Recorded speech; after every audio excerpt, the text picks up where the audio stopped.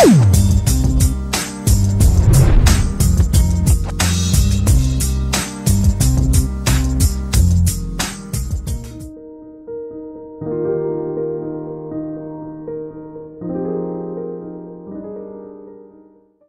kami di surga, kami mengucap syukur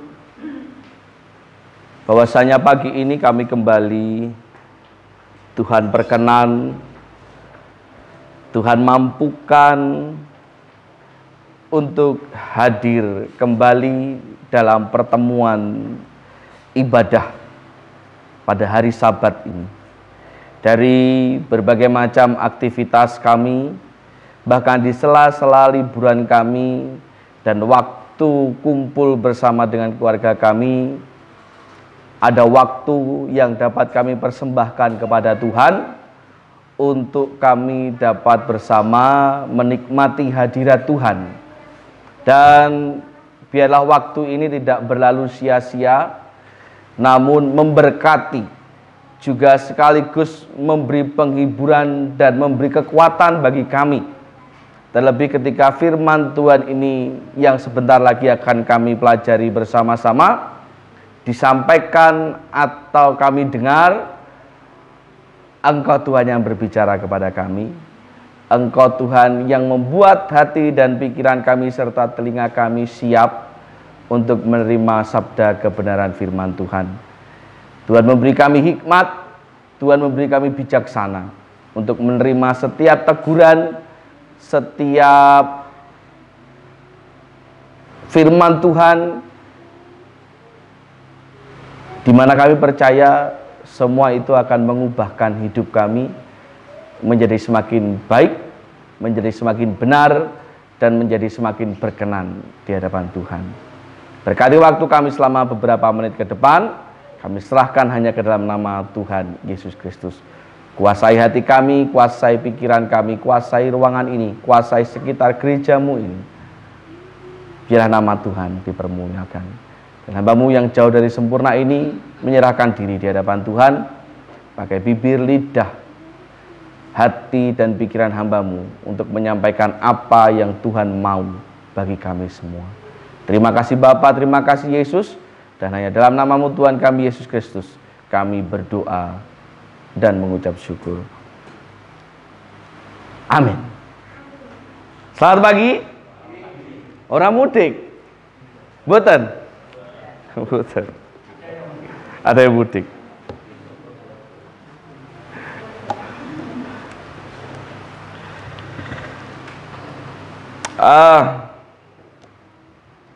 Biasanya di suasana mudik begini, gereja-gereja kota itu sepi.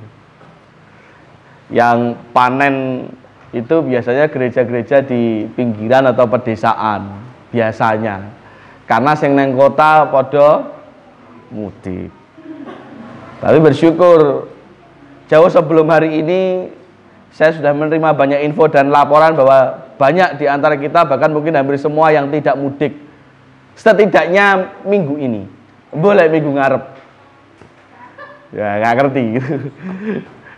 Kadang biasanya juga ada halal bihalal, entah di keluarga, di kampung. Ya enggak apa-apa, hadiri saja. Hadiri saja kalau memang itu sebagai undangan dan apalagi keharusan, ya menjadi berkat dimanapun kita berada. Atau kalaupun setelah ini ada yang mudik, ya titip salam untuk keluarga, untuk saudara ya. Dari saya maupun dari gereja, dari Jemaat Kembang Arum. Sampaikan salam hangat dan kasih kami. Gitu aja. Baik, kita akan kembali ke dalam firman Tuhan.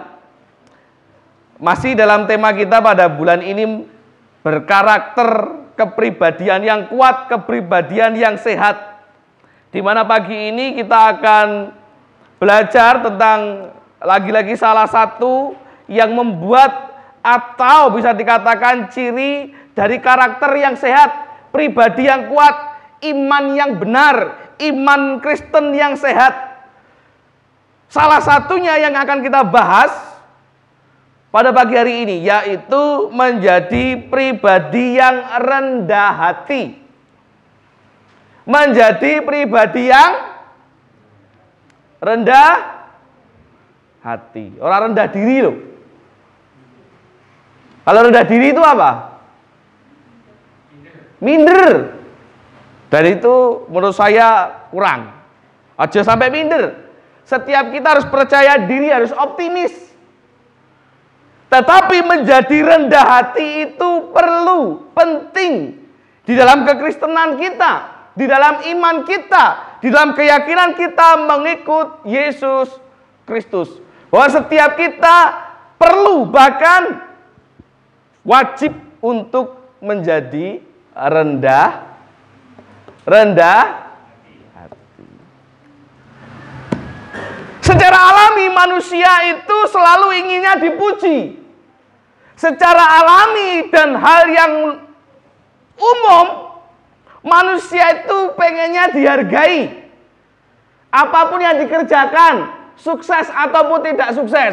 Betul? Setiap manusia itu pengennya diutamakan, diprioritaskan, dihormati.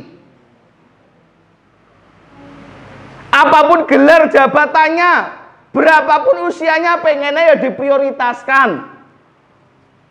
Jadi apa buatan? Tidak ada satupun manusia yang ingin diremehkan, direndahkan, atau disepelekan, termasuk dibanding-banding nih mau kayak pujian WBI. Tidak ada yang mau. Manusia, satupun manusia yang mau dibanding-bandingke. Ora lanang, ora wedok, ora kakung, ora putri, tidak ada yang mau dibanding-bandingkan. Tidak ada yang mau disepelekan, diremehkan, tidak ada yang mau. Karena itu akhirnya menyebabkan manusia cenderung akan meninggikan dirinya sendiri dan akhirnya sulit untuk merendahkan diri. Karena perasaan yang alami tadi, perasaan yang natural tadi. Ketika tidak dikuasai dengan baik, maka manusia itu akan cenderung untuk meninggikan dirinya sendiri hingga akhirnya sulit untuk merendahkan hatinya. Karena kebanyakan orang akan berpikir bahwa kerendahan hati itu akan selalu identik dengan kelemahan. Alah lemah, wong senengane kok gelemen diremehne, gelemen disepelekke gitu. Gelemen direndahke, alah lemah, mbok melawan, mbok sombong sithik gitu ya. Duh, ada loh orang yang menyarankan begitu. Ojo gelem kalah. Ya loh. Lek kono tanggamu tuku mobil, tuku pesawat gitu. Ya sesuk tak tuku kapal selam, tak parkir ke ngarep omahmu. Enggak Bagong, bukan plastik Bagong. Kapal selam saka Palembang. Empek-empek. Ada namanya kapal selam. Empek-empek kapal selam. Ya kan? Ojo gelem kalah gitu ya. Karena itu tadi banyak orang yang berpikir bahwa kerendahan hati itu selalu identik dengan kelemahan, di mana itu akan kamu tuh orang itu jangan selalu merendah, rodok gengsi sithik itu. Kamu nanti nggak keren, kamu nanti harga dirimu turun. Demi gengsi, demi pamor. Pamor itu apa? Nama baik. Yang sebetulnya nama baik itu tidak perlu diumumkan. Tapi nama baik itu bisa kita jaga dengan kerendahan hati gitu. Ya toh? Semakin kita rendah hati, semakin kita akan menaikkan nama kita sendiri. Padahal rendah hati itu sendiri lebih merujuk kepada sikap bijak di mana seseorang dapat memposisikan dirinya agar tidak merasa lebih dalam hal apapun, lebih pinter, lebih sugih, lebih mampu, lebih apa? Lebih ganteng, lebih rohani, lebih rajin. Supaya setiap orang dapat dengan bijak mengatur dirinya sendiri sehingga tidak merasa lebih daripada orang lain, atau dengan kata lain sombong. Makanya lawan kata rendah hati yaitu sombong, angkuh. Dan di dalam iman Kristen sendiri menjadi rendah hati itu perlu. Karena rendah hati berarti mengenali Tuhan dengan penuh rasa syukur. Dan, nah ini perlu digarisbawahi, dan memahami bahwa kita itu selalu membutuhkan Tuhan di dalam segala keterbatasan kita. Jadi kita itu terbatas, kita itu gak sempurna. Dan di dalam segala hal kita itu cuma butuh Tuhan. Gak bisa mengandalkan diri kita sendiri. Itu dalam pengertian keimanan Kristen. Bahwa setiap kita membutuhkan Tuhan. Mengapa ini perlu diingatkan lagi? Karena banyak wong Kristen saiki sing dadi sombong. Sombong rohani, sombong di hadapan Tuhan. Apa? Beda. Egois itu beda dengan sombong. Sombong, egois itu kemarin kita bahas kemarin. Ini sombong. Orang sombong itu orang yang seperti apa, Mbahku? Di hadapan Tuhan. Rumangsa mampu tanpa aku kudu berdoa. Rumangsa kuat tanpa aku kudu nang gereja. Rumangsa hebat tanpa aku harus melayani. Aku iso dhewe. Alah ra perlu donga, aku iso kok. Alah apa kuwi nang gereja. Mombong prai dipenak-penakne jalan-jalan. Sesuk cek iso nang gereja. Iya lek umurmu tekan sesuk. Wong aja sombong, saiki sehat. Kita tidak akan pernah tahu apa yang terjadi besok. Orang ndongakne elek loh ya, tapi itu fakta. Banyak orang-orang Kristen yang mulai sombong di hadapan Tuhan, yang tidak lagi melibatkan Tuhan dalam kehidupannya. Nah, pagi ini kita akan belajar tentang kerendahan hati. Bahwa setiap orang yang rendah hati di hadapan Tuhan justru ia yang akan ditinggikan oleh Tuhan. Dan barang siapa yang sombong apalagi di hadapan Tuhan, maka ia yang akan direndahkan. Seperti nats firman Tuhan yang tertulis dalam kitab Lukas pasal 14 ayatnya yang ke-11. Lukas pasal 14 ayatnya yang ke-11.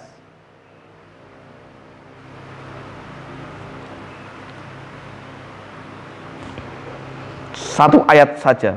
Ada banyak ayat yang membicarakan tentang kerendahan hati, tapi saya tertarik dengan ayat ini. Sebab barang siapa meninggikan diri, ia akan direndahkan. Dan barang siapa merendahkan diri, ia akan ditinggikan.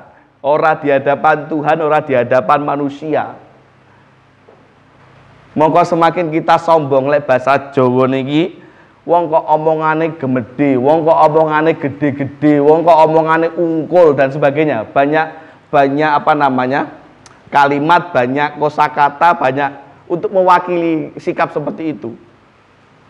Wah, bojoku loh hebat bayarannya saulan lek total enek lek 1 miliar. Alah. Oh, ya kalaupun iya ya ngapain harus diomong-omongnya sih gitu loh. Gitu. Dan banyak contoh, aku nggak ngerti contoh, mau akeh lah, aku nggak pernah ngomong sih kayak gitu masalah. Gitu.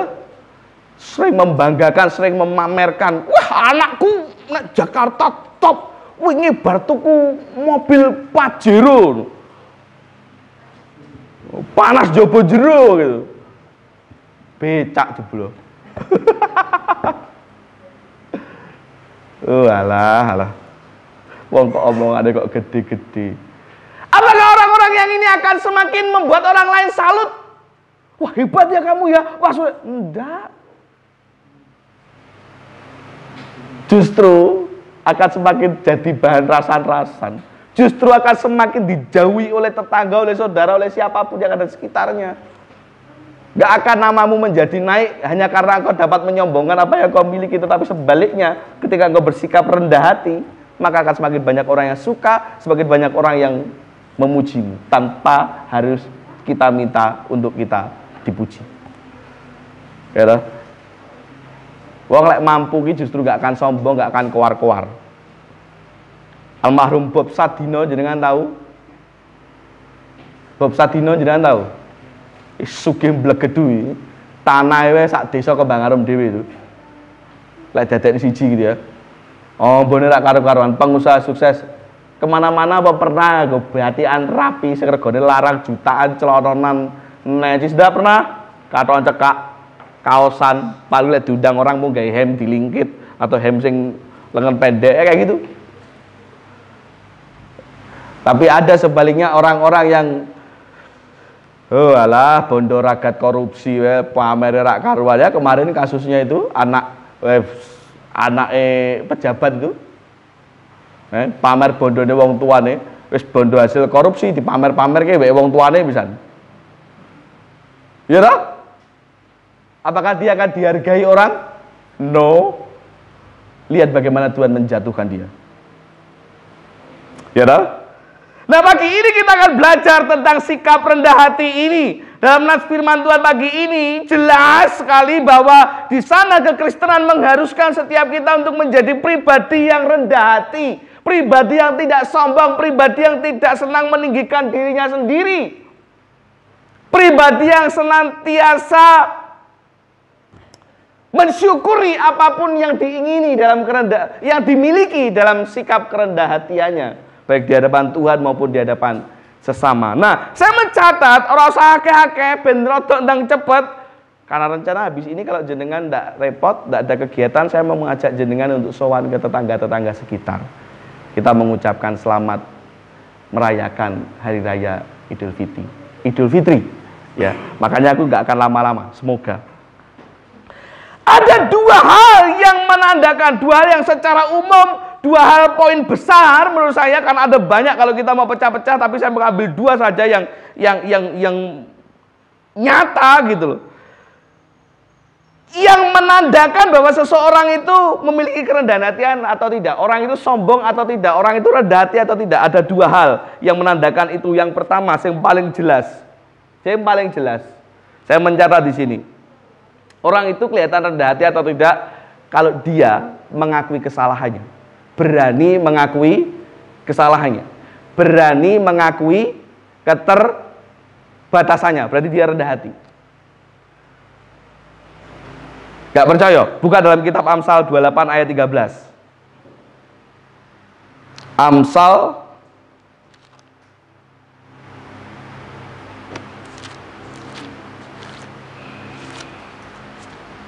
28 ayatnya yang ke-13. Ampun, yang udah ketemu silakan dibacakan.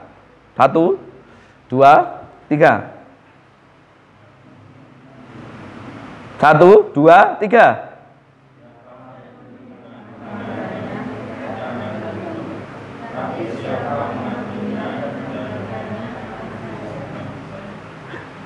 Siapa yang udah menemukannya silahkan membaca. Kabeh nemu wong ditulis nek kono. Pinter, mantap. Ira apa berarti nemu kabeh. Siapa menyembunyikan diri dari pelanggarannya tidak akan beruntung, tetapi siapa yang mengakuinya dan meninggalkannya akan disayangi. Ya toh, setiap orang itu ojo sampai menyembunyikan pelanggarannya karena nggak akan beruntung kata Amsal. Tapi siapa saja yang mau mengakui kesalahannya, dia akan disayangi, baik oleh sesama manusia terlebih oleh Tuhan. Maka dari itu setiap orang yang rendah hati pasti akan mau mengakui kesalahannya. Sebab dengan mengakui kesalahannya berarti secara otomatis dia juga mengakui keterbatasannya, ketidaksempurnaannya sebagai manusia, baik di hadapan Tuhan maupun di hadapan manusia.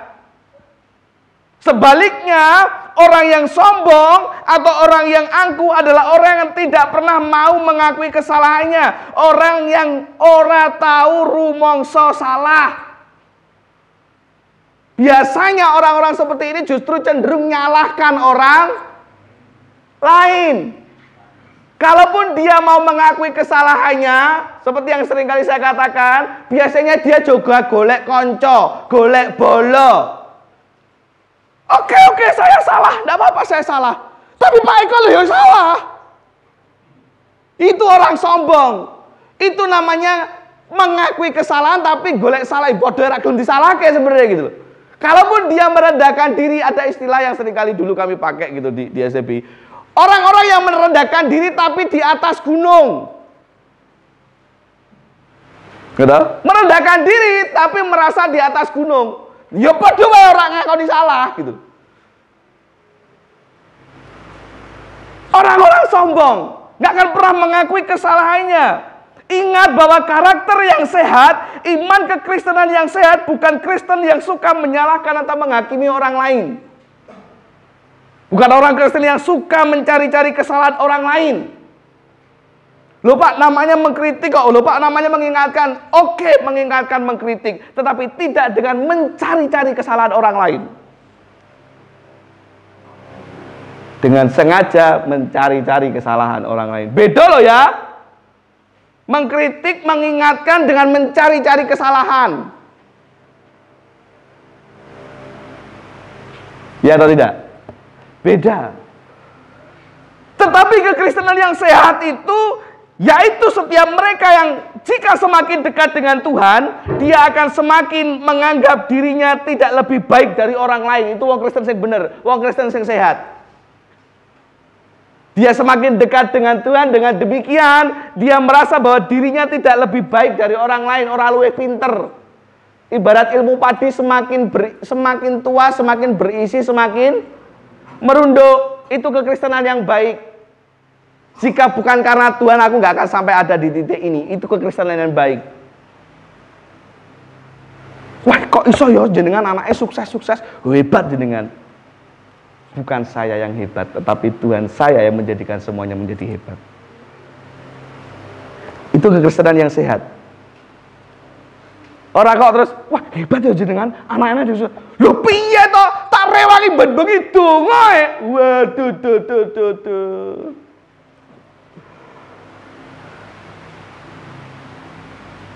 Sombong. Sebab salah satu dosa yang paling bahaya, salah satu ya, ada banyak dosa, tetapi ini salah satunya. Dosa yang paling berbahaya yaitu adalah kesombongan.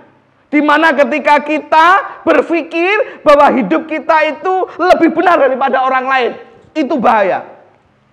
Kalau setiap kita sudah mulai merasa bahwa aku luwih bener, wong dia salah, kamu salah. Mungkin jadi wongnya aja sering duding salah ya. Lek jare Pak Bayu, padahal duding Pak, sing papat iki marane awake dhewe. Pak Bayu kamu salah. Sing akeh sapa? Nah, makane lek duding aja ngene. Paling diguyu pitik gitu. Mungkin apa to? Tidak cucu-cucuan.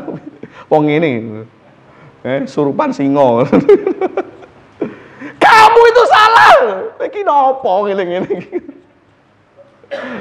Gitu. Bensin papat ora nek nggonku, Pak. Kale sing salah. Samurat apa piye ngene-ngene. Orang sombong gitu loh. Bahaya, itu bahaya. Bukankah iblis itu ada oleh karena ada malaikat yang mulai sombong, merasa dirinya paling hebat daripada malaikat-malaikat Tuhan yang lain. Jatuh menjadi bukankah menara Babel itu memang sengaja dibiarkan Tuhan dan akhirnya diruntuhkan? Karena apa? Sombong, merasa bisa menyaingi tingginya Tuhan. Dan ada banyak tokoh Alkitab cerita di Alkitab di mana ketika mereka menjadi sombong, mereka akan ya tadi Lukas 14 ayat 11 tadi, di mana ketika kita meninggikan diri kita akan direndahkan. Dan itu terbukti nyata. Makanya kan gini. Nah, ini mau ilustrasi loh ya. Tapi yang biasanya terjadi, ya nyuwun sewu tidak bermaksud menyinggung sapa-sapa. Di dalam sebuah hubungan, entah itu hubungan suami istri atau hubungan pacaran, biasanya ada undang-undang tidak tertulis. Khususnya anak-anak zaman sekarang loh ya Mbah Kong. Mungkin jenengan apa ya aku dhisik rak ngono beda, zamane beda jenengan karo. Zaman dhisik ngono jenengan 50 repes iso kena nggo nempur kok. Saiki 50 repes dadi apa lho Mbah Kong? Beda zaman ini. Ya terus saya kata bisa buat nempur gitu. Beda. Jadi kalau protes-proteslah kepada anak-anak zaman sekarang gitu. Apa tau kok suwimen? Dalam sebuah hubungan, entah suami istri ataupun pacaran, biasanya ada satu undang-undang yang tak tertulis. Peraturan nomor 1. Cewek, perempuan, istri nggak pernah salah. Ya. Seguyu berarti enak peraturanku ya. Kalaupun ada istri, cewek, perempuan yang salah, ya kembali aja ke aturan nomor 1. Bahwa cewek nggak pernah salah. Biasanya seperti itu.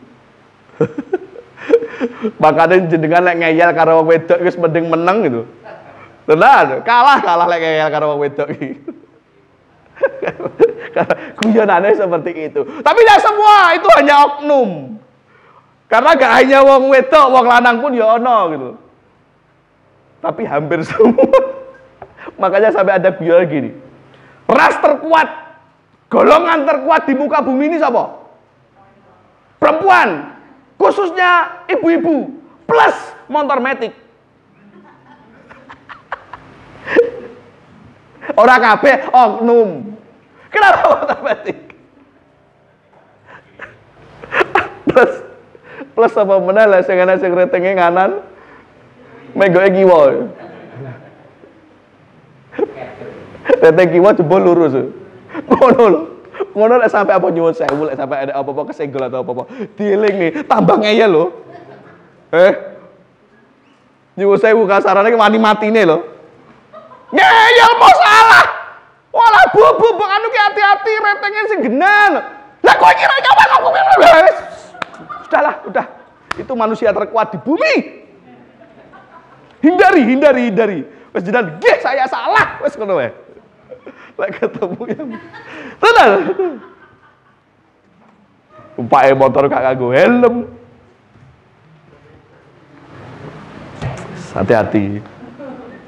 Orang sering ngono. Udah bertobat dulu. Sering. Ya, wis to wani ngeyel, mending rasa dilawan. Tapi apa bener? Apa hanya cewek yang ngeyelan? Apa hanya kaum perempuan? Saya bilang itu hanya oknum, walaupun mungkin sebagian besar gitu. Tapi wong lanang pun ya bisa salah. Ya toh? Laki-laki pun juga bisa salah. Suami pun juga bisa salah. Karena tidak ada manusia yang sempurna, baik laki-laki maupun perempuan. Laki-laki juga bisa salah. Nah, kendalanya laki-laki, nah ini pesan untuk laki-laki. Engkau tidak akan menurunkan gengsimu, harga dirimu hanya karena engkau meminta maaf dan mengakui salah. Biasanya wong lanang, khususnya para suami, gengsi lek kon minta maaf. Gengsi lek kon ngakui salah. Karena apa? Saya kepala. Mosok aku kudu ngalah, mosok aku kudu salah. Gengsi. Itu wong lanang biasanya seperti itu. Ya gak semua, tapi sebagian besar gitu. Karena merasa apa? Saya pemimpin. Ya. Jadi makanya saya berpesan, gak akan ngurangi gengsi kita kok sebagai laki-laki kalau kita mau minta maaf dan mengaku salah. Itu pesanan untuk wong lanang. Pesanan untuk wong wedok. Pesannya untuk istri. Ora tak tulis, tak titik-titik tok, aku wedi. Aku wedi meh pesen. Engko dingeyeli daripada aku badi salah ya to, badi kalah wis. Monggo jenengan lah. Udah, wis pokok pesannya kepada siapapun, enggak laki-laki, enggak perempuan. Lek salah ngaku aja salah. Ya aturan-aturan tadi ya yang kalau perempuan salah, perempuan tidak pernah salah, kalaupun salah kembali ke peraturan itu udahlah, monggo guyon-guyonan saja. Walaupun pada prakteknya saya masih sering menemui yang seperti itu ya. Ya Mas Tuku, Sifra ya.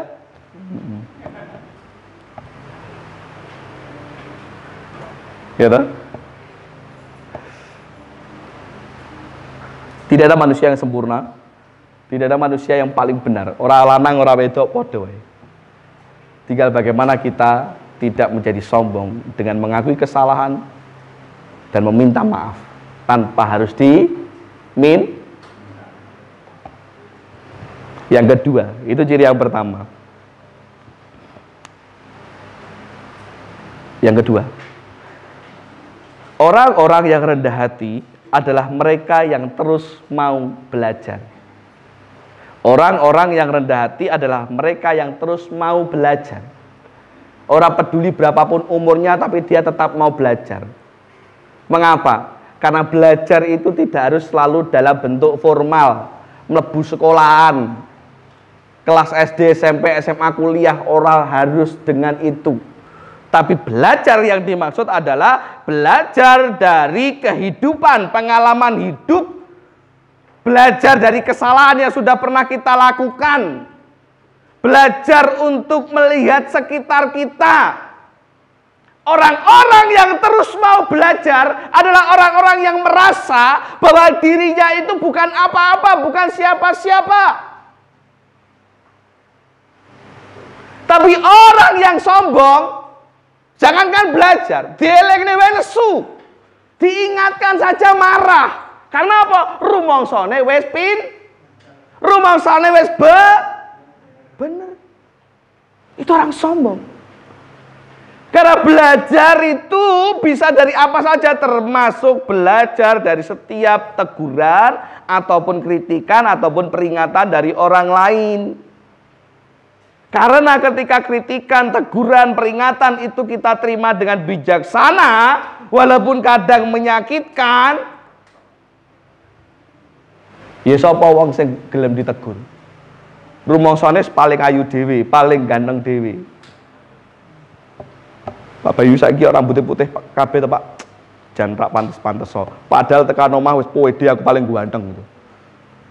Loro ati itu pasti ada ketika ditegur gitu. Padahal memang bener bladus, Pak. Kurang seger, Pak.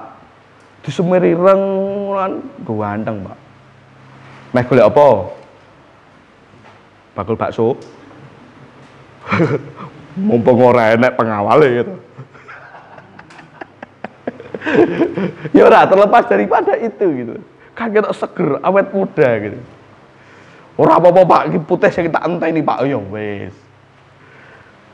Tapi ada kalanya ketika kita ditegur, diberi masukan, loro hati. Ya karena pada prinsipnya tadi loh, gak ada orang yang mau dibilang salah, gak ada orang yang mau dibilang tidak bener. Pengennya mau dipuji, mbok elek ora dosa, kecuta kaya apa ya. Pokok aku paling ganteng, aku paling wangi. Kuwi aku kan rumah samu. Apa gantenge? Oh, tak kira gantenge. Lagi metak omongane sombong. Ora usah ngomong-ngomong rambut putih. Mentang-mentang wis dicalonke.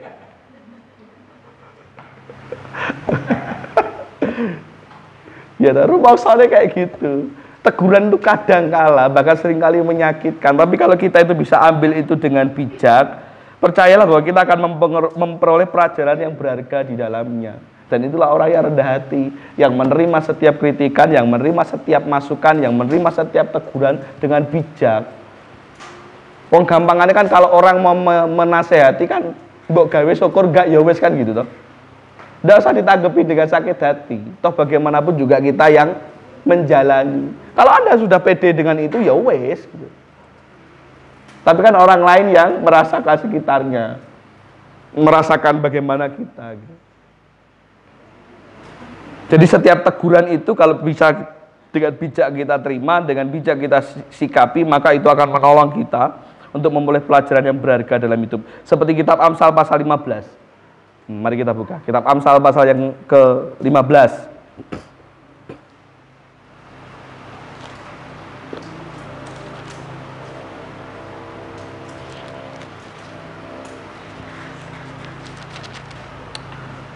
Amsal 15 ayatnya yang ke-31 dan 32.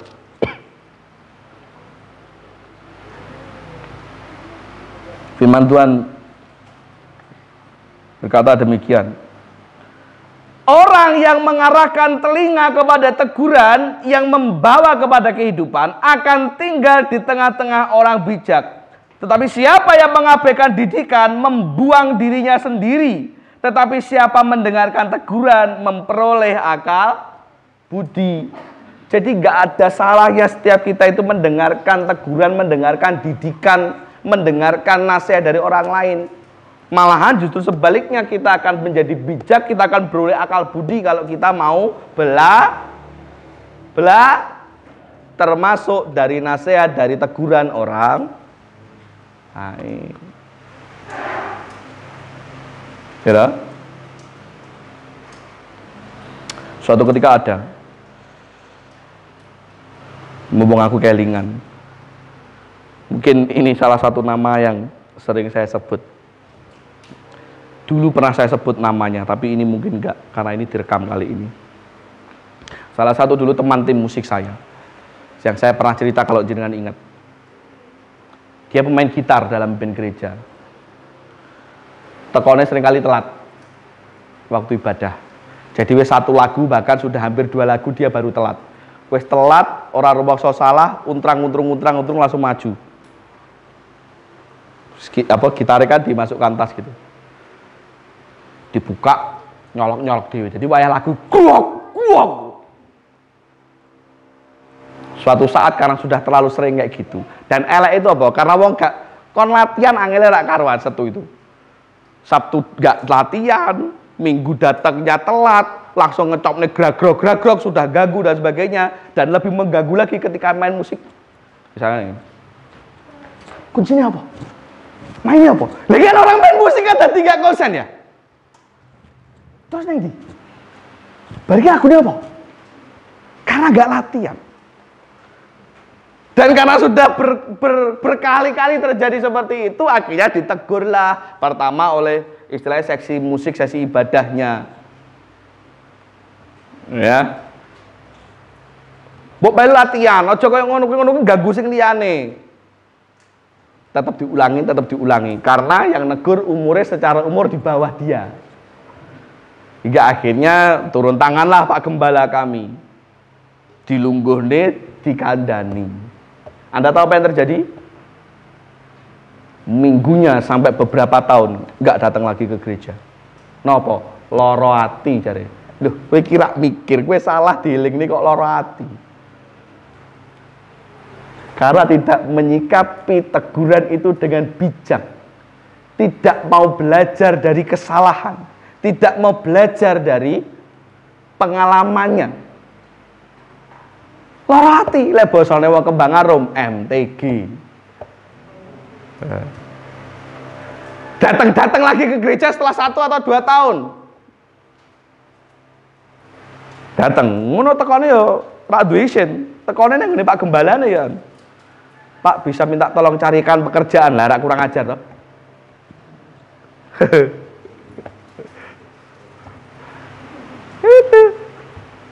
Itu orang-orang yang gak mau belajar, gak akan maju hidupnya, gak akan menjadi lebih baik hidupnya.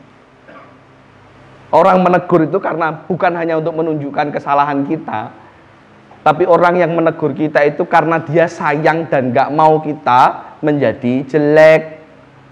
Mungkane gitu.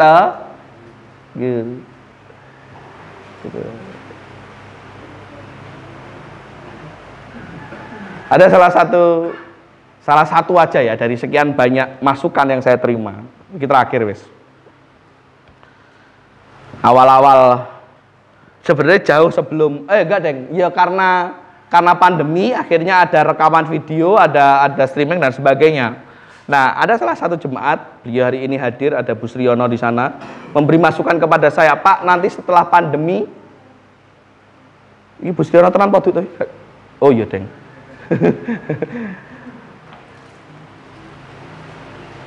Koreksi kalau saya salah ya Bu. Tapi yang saya ingat intinya begini, Pak, setelah pandemi kalau bisa diteruskan aja Pak untuk rekamannya. Jadi kalau saya pas kerja nggak bisa datang ke gereja, jadi iso ngrungokne khotbah, jadi iso ikut ibadah, gitu kurang lebih ya. Tapi, nah ini ada tapinya yang sampai sekarang tak inget-inget. Kalau aku keceplosan minta tolong diingatkan lagi ya Bu. Pak, khotbah sing biasane mikir diselehke, ojo Pak karena direkam, dirungokne kok gak enak, nah, gitu. Anda tahu mungkin maksudnya kan beberapa kali kalau misalkan yang saya angkat adalah peristiwa yang sensitif, mic saya tarik supaya tidak kedengaran keluar. Nah, saya disarankan oleh Bu Sriono, Pak, itu jangan lagi dipakai. Apalagi direkam, gitu lah. Iya. Orang ngomong ora loh, ojo iya. Tapi benar seperti itu, dan itu saya ingat-ingat sampai hari ini. Jadi semuanya merasa nyaman akhirnya. Karena beliau sayang dengan saya. Karena beliau mau supaya setiap apa yang saya sampaikan itu bisa diterima oleh semua orang. Gitu. Itu yang saya tangkap. Jadi setiap orang yang memberi nasihat, memberi teguran kepada kita, tujuannya apik karena sayang. Maka mari kita belajar dari setiap teguran itu. Gitu. Dua hal yang menandakan bahwa seseorang itu memiliki kerendahan hati atau tidak, yaitu dari bagaimana cara dia mengakui kesalahan dan mengakui keterbatasannya, dan yang kedua dilihat dari bagaimana cara dia mau belajar dari kehidupan. Wong lanang lek salah ditegur istrine ya ora apa-apa. Oh salah kok. Perempuan pun juga sama. Nah, memang dasar retengmu kiwa, menggokmu kanan kok ditegur kok nesu-nesu. Ya ora apa-apa ditegur. Kan gitu. Jadilah pribadi yang rendah hati. Karena kekristenan yang sehat itu, iman yang sehat itu, karakter pribadi yang kuat yang sehat itu adalah karakter, adalah iman yang di dalamnya ada kerendahan hati. Ora sombong. Karena lek meh sombong, yang mau kita sombongkan apa sih? Yang mau kita sombongkan itu apa, saya tanya? Sak sugi-sugi menungso, kalau Tuhan tidak kasih, apakah dia bisa kaya? Kalau Tuhan tidak izinkan dia menjadi kaya, apa dia bisa kaya? Sak sehat-sehatnya kita hari ini, kalau Tuhan sudah mau pilek, apa ramai pilek? Lu padahal gak pernah minum es pak, padahal gak pernah udan-udan pak, padahal alah, emang wayahmu pilek? Ya sudah. Orang covid loh, saya naik covid deh. Gak ada yang bisa kita sombongkan dalam hidup. Semua yang kita miliki itu karena Tuhan. Semua yang kita alami itu karena perkenanan Tuhan. Jadilah pribadi yang rendah hati dimanapun Anda berada, kepada siapapun Anda berjumpa, apapun circle Anda, siapapun yang ada di sekeliling Anda.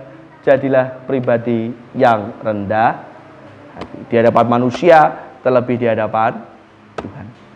Tuhan Yesus memberkati. Kita akan duduk kepala dan berdoa. Terima kasih Tuhan untuk berkat-Mu pagi ini. Hamba-Mu sudah selesai berbicara. Roh Kudus-Mu yang akan menyempurnakannya. Sebab hamba-Mu ini terbatas, dan Engkau Tuhan adalah Tuhan yang maha sempurna dan tak terbatas, yang dapat membolak-balikkan isi hati kami menjadi semakin berkenan di hadapan Tuhan, menjadi semakin serupa dengan Kristus. Dan bagi ini kami menyerahkan diri untuk dibentuk oleh Tuhan, menjadi pribadi yang semakin rendah hati, baik di hadapan sesama kami maupun di hadapan Tuhan. Ajari kami untuk dapat mengakui kesalahan kami, walaupun mungkin sulit, namun mampukan kami, dan mampukan kami untuk tetap mau belajar. Salah satunya dari setiap teguran yang walaupun seringkali menyakitkan, mampukanlah kami dengan kasih Kristus untuk menerima setiap teguran, nasihat, atau bahkan kritik dari orang lain, dan mengambilnya sebagai satu pelajaran yang berharga untuk membentuk, memproses kami menjadi semakin berkenan kepada Tuhan. Terima kasih Tuhan, terima kasih Yesus. Hanya dalam nama-Mu Tuhan kami berdoa dan mengucap syukur. Amin.